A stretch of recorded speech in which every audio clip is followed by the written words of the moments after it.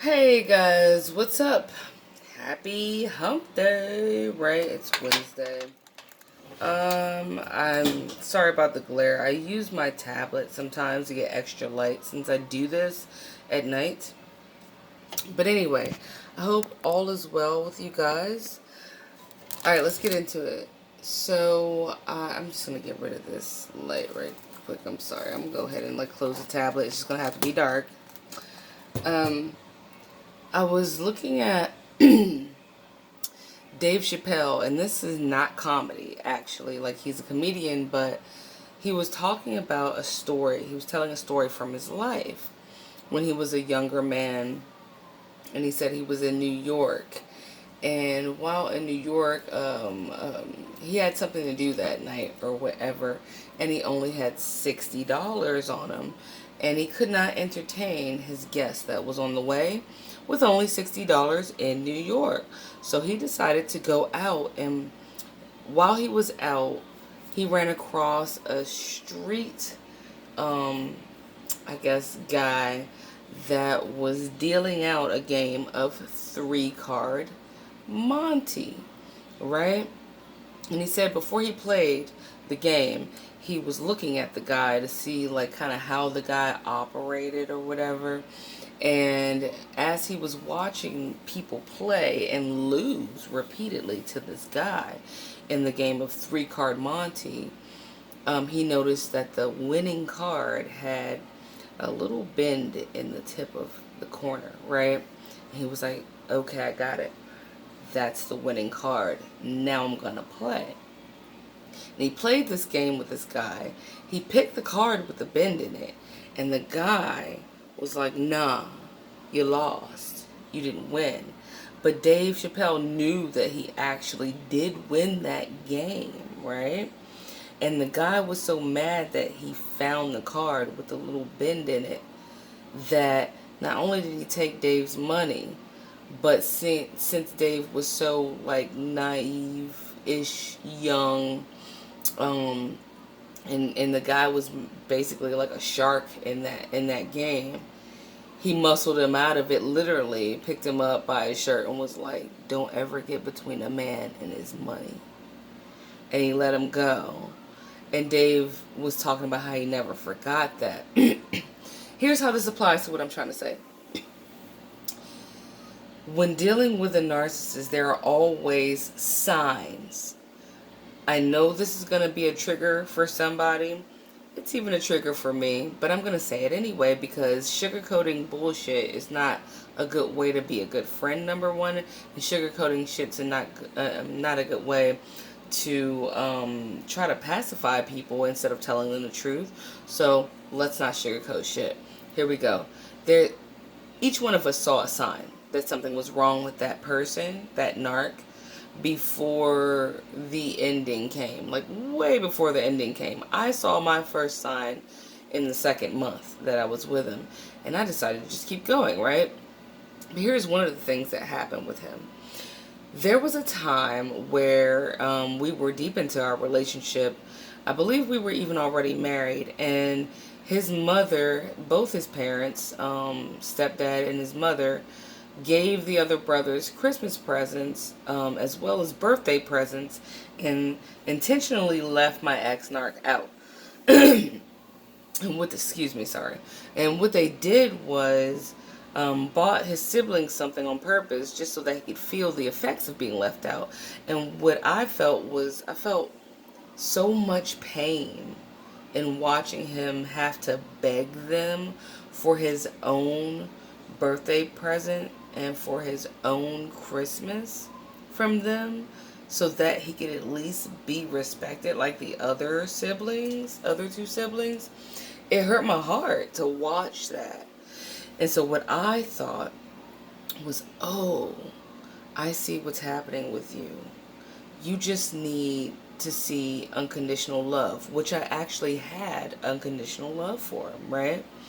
If I just show you a bunch of unconditional love, you'll feel that, understand that, you'll get that from me, and you'll realize that what you've been getting out there has been slighting you this whole time, and it will heal your heart to the point where you'll then reciprocate that to me. No, that's not how that is. Much like Dave Chappelle saw the bend in that card and thought, hey, now that I see where the problem is, where that situation is, I can win the game. But he still lost because the dealer was flawed, right? It's the same way that I saw where the bend in that situation in his life was. And I thought, hey, now that I see it, I can win this situation, the game, right? And, everything will go well after that. But the narcissist, being my ex-husband, was the dealer.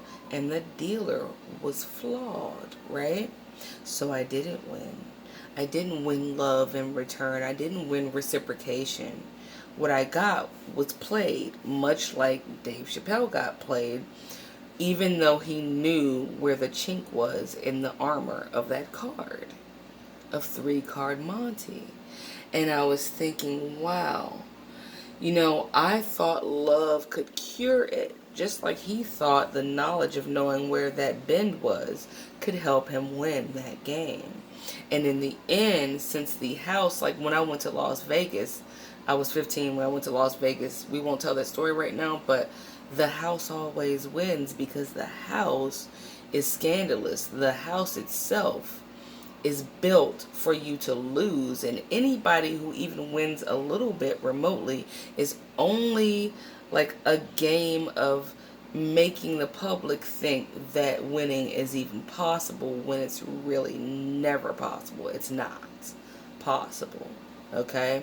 It's just like, to give the illusion that winning is even a thing that can happen when it never can, really. So I thought about that, and seeing the flaws and ignoring them, or seeing the flaws and thinking that because you saw the flaws, you can somehow maneuver yourself through that game and get to the finish. And you never can really get to the finish when it comes to playing 3-card Monty with a narcissist. You just can't. I loved them as much as I could. I loved them as hard as I could. I loved them and prayed as hard as I could. And prayer does work, so don't get me wrong. But when someone is not receptive and does not want to change, even Jesus doesn't force us to love him. Do you see what I'm saying? He gives it to us as a choice. And no matter how much I loved him, it's like the more I showed it, the more he got upset. Do you see what I'm saying? The more my light disturbed the demon that was inside of him, right? So it was much like that game of 3-card Monty that Dave Chappelle played on the streets of New York and lost the rest of his money that he needed for that night, right? Seeing the chink in their armor, so to speak, seeing where the bend in that card is, yes, you should have won, right? Should have won love in return. But you don't, because the house always wins and the dealer is flawed. See what I'm saying?